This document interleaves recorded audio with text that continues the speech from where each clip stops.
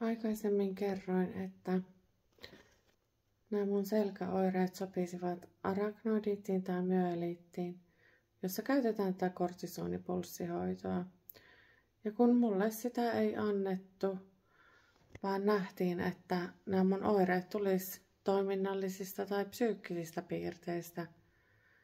Ja 2 neurologia oli kuitenkin sitä mieltä, että nämä mun oireet ja kivut eivät voi tulla sellaisesta.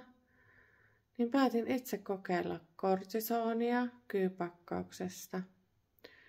Ja kun tunsin, että lääke alkoi vaikuttaa, niin tunsin heti selässä viilentymisen tunteen.